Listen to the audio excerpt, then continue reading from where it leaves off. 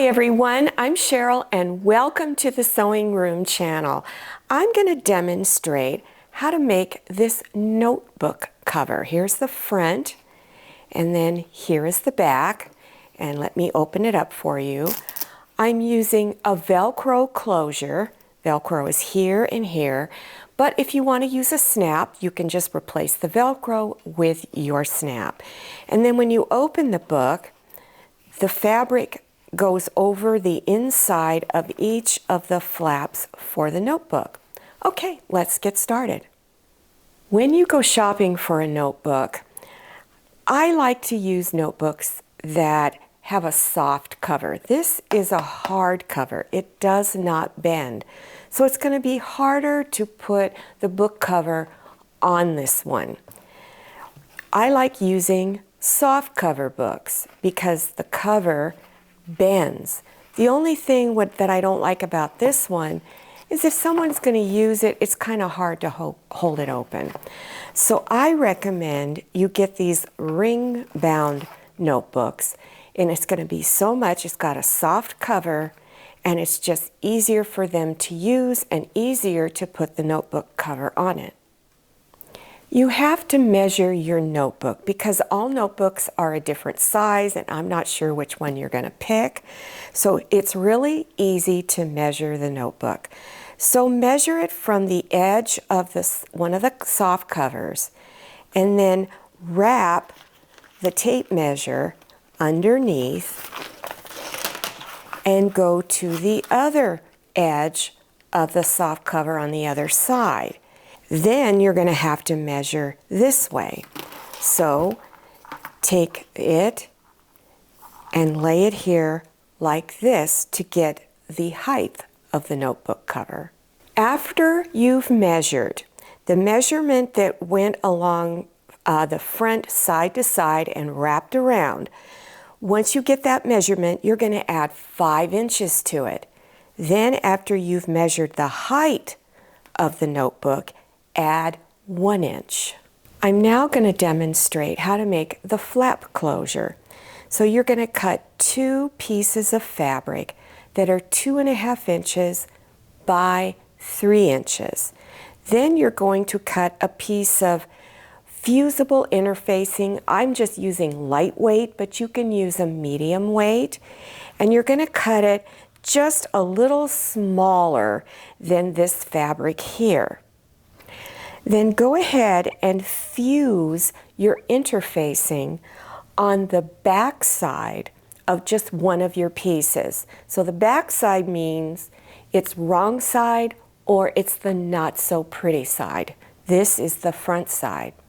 Now fold your piece of fabric in half, and this is the 3-inch edge right here. This is the 2.5-inch wide edge.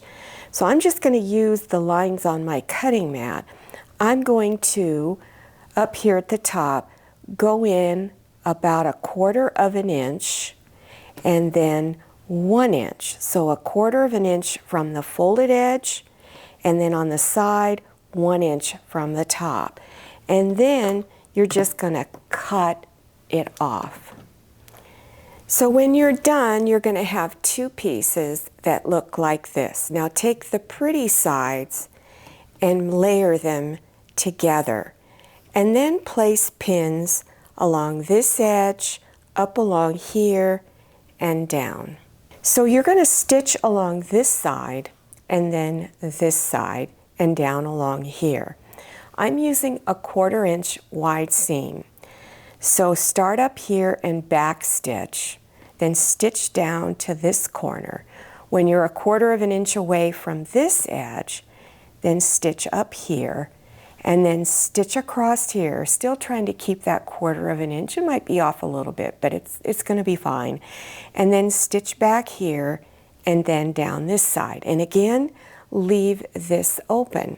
Then when you're done, you're going to trim this edge down to about 1/8 of an inch wide on this side here. Then go through your opening and turn it front side out. So here's my pretty side now.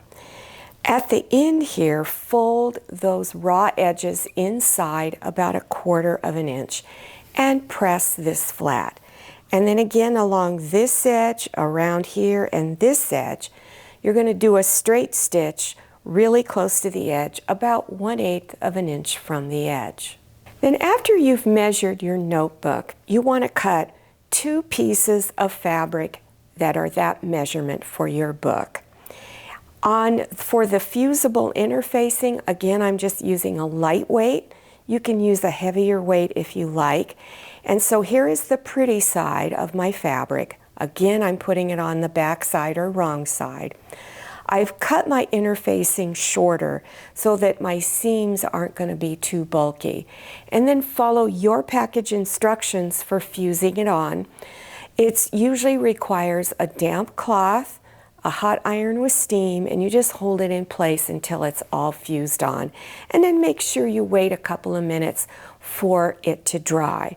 Then take both of your pieces of fabric, bringing the pretty sides together, and then place pins all the way around.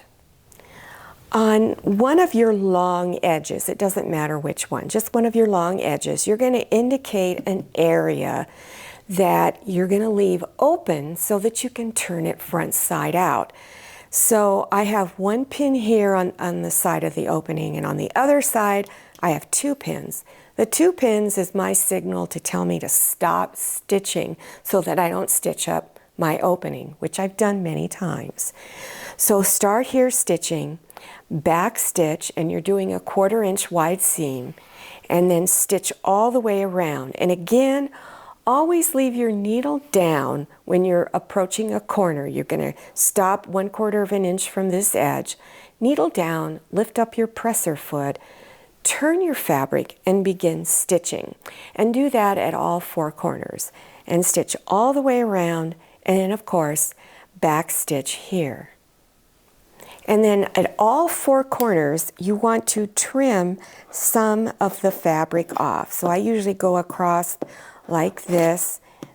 There we go. And then I might take just a little bit off each side of the corner.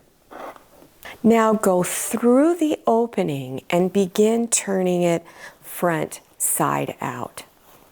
Now we're going to put the little flap closure on it and finish stitching this all together.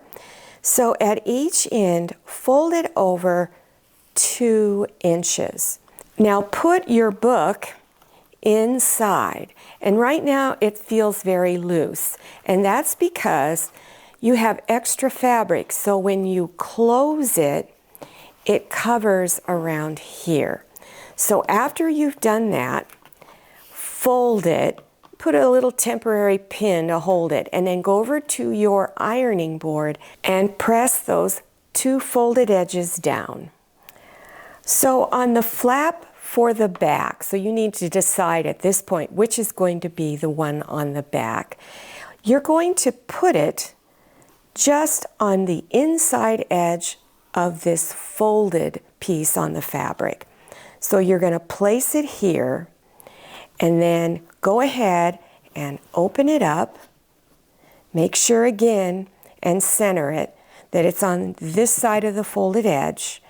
Put a pin to hold it, and then stitch back and forth here several times.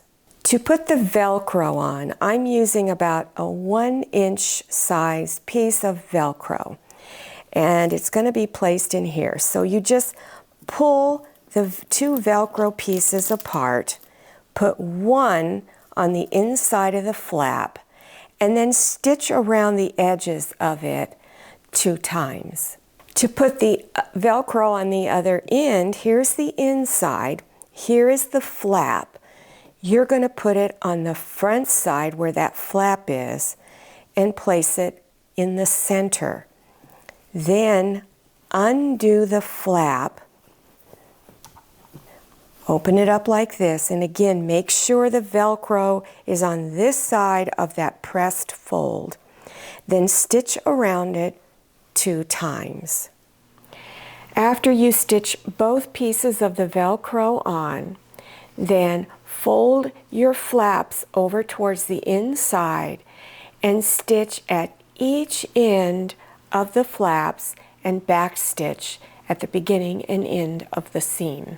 Then go ahead and insert the front and back covers of your notebook in, fold it over, and close it up. Here is another notebook cover that I've made a while back, and this is using 3 fabrics, and I do have a snap. I also have a piece of ribbon in there that they can use as a holding place in their notebook. So I'm going to leave a link down below your YouTube screen in the description section. So you just scroll down below till you see the word more. Click on it, and that description section will open up and you will see the links down below. Now let me show you a couple of other things. And here's an idea for another gift that you can make to go along with a notebook. Now this is a pencil case with a zipper, and the zipper is really easy to install, so don't be intimidated by it. And then here is the elastic. So this is a hardcover notebook, and it just goes over, around to the back with the elastic. And then you can just store whatever pencils or pens or markers that you need. Now you can make this for any size notebook. You can make the pencil case a little bigger if you like, but if you're making this for a large notebook and you want the elastic to go all the way around, all you need to do is cut your elastic a little bit longer. Now here's an idea for a student. You could add along with your binder and pencil case a little backpack that looks like this, so a little fabric backpack. And these are nice because they're lightweight. And so this is a really easy one. It just has drawstring up at the top and then it goes along the bottom. There's no pockets in this, but you can add pockets. And then here's one. I'll have the link to both of these where it's got pockets on the outside like this and pockets on the inside. And then there's this little decorative flap that can go over the top. So it's stitched together just like this, but it shows you how to put pockets on the inside. So again, the links to all of these items that I showed you will be in the description section. Well, I hope you enjoyed this tutorial and that you learned something new. I also hope you try some of these projects. They're really easy. They're beginner projects. They're not advanced at all. So remember, they're down in the description section. I'll also have links to my sewing tips of the week, which come out every Wednesday. Every Wednesday I give you very helpful sewing tips that are very valuable to you, especially if you are a beginner. Also, don't forget to follow me on Instagram and make sure you check out my Facebook page. Thank you so much for watching. I'll see you next time, and happy sewing. If you like the Sewing Room channel, one of the best ways to show your support is to subscribe by clicking on that red subscribe button and give this video a thumbs up. And don't forget to click on share to share this video with your friends. And make sure you click on the bell so you receive notifications for all my new videos. I'm Cheryl. This is Manny, and this is Scotty. See you next time.